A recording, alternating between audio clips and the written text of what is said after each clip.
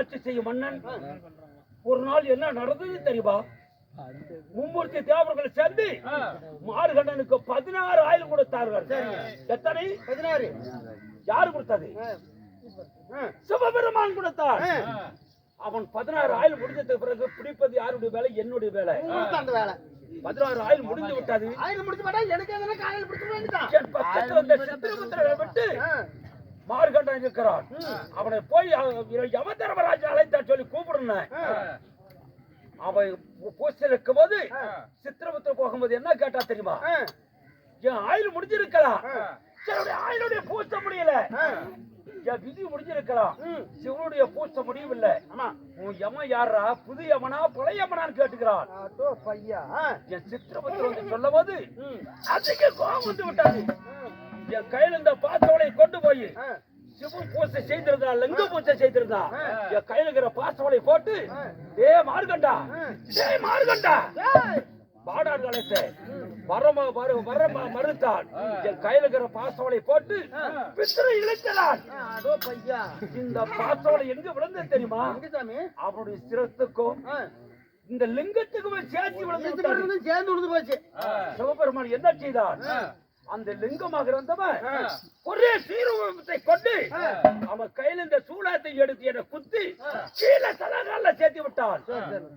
சேர்த்ததுக்கு பிறகு உலகத்துல பூமியில பிறப்பத்தான் அதிகம், இறப்பு அதிகம் இல்ல. பூமாதேவி பூமி பார பொறுக்க முடியும் சொல்லிவிட்டான்.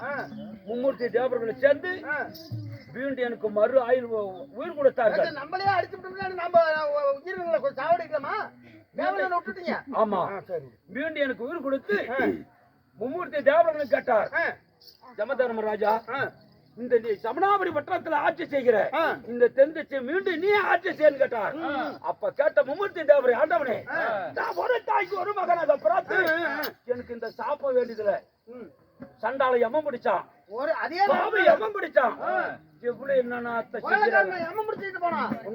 அது இதுன்னு எத்தனை கேள்வி. இதெல்லாம் எனக்கு தேவையில்லை, நான் ஒரு மகனாக பிறந்து எனக்கு தேவையில்லை சொன்னேன். அப்ப தேவரை பார்த்து என்ன செய்தா தெரியுமா? யமம் பிடிக்கல சொன்னா அந்த நாட்டை தெரிந்து ஆட்சி செய்யறான்னு கேட்டார். யாரு யமம் பிடிக்கல சொன்னா மாத்திரம் தான் ஆட்சி செய்வேன்னு சொன்னேன். அப்ப பார்த்தா தேவர் மும்மூர்த்தி தேவர்களை பார்த்து ஒரு தாய் குழந்தைய எடுத்துட்டு வந்தா.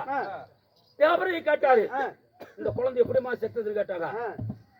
பாம்பு கடிச்சு செத்து விட்டாங்க. அங்க போச்சு இல்ல யமம் வந்து பிடிச்சாங்களான்னு கேட்டாங்க. இல்ல பாவம் அவரால பிடிக்கல, பாம்பு கடிச்சு செத்து போச்சு. ஒரு பிரச்சனை இழந்த பாவி ஒரு கணவனை கொண்டு வந்தா எப்படிமா செத்தாரு? பணமரத்து மேல இருந்து கீழே விழுந்து செத்து போயிட்டாரு. அப்ப உன் மேல வரல இல்ல வந்து யமம் பிடிச்சாலும் இல்ல கீழே விழுந்துட்டாரு கேட்டாரு. அப்புறம் தான் கீழே விழுந்தாரு, யமனாலாம் பிடிக்கலாரு. அப்ப மும்மூர்த்தி தேவரும் கேட்டாரு, யமதர்மராஜா, யார் வாயிலாவது யமம் பிடிச்சான்னு வந்ததா? வரல. இப்பயுமே யாருனாலும் யமம் பிடிச்சான்னு வருதா? யாருமே சொல்றது இல்லையா? வண்டியில போனா யாராவது குடிச்சுட்டு போய் காலை கிளப்பி விழுந்து செத்து போயிட்டா மக்கால ஓடி அப்படிதான் பேசுறாங்க. பைக்ல போனா காரு மோதி பிடிச்சி இப்படிதான் பேரு. யமம் பிடிச்சானா எப்பயுமே மும்மூர்த்தி தேவர் எனக்கு ஆட்சி செய்ய சொல்லி தென் திசை ஆட்சி செய்வதற்காக எனக்கு பட்டம் கட்டி வைத்தார்கள்.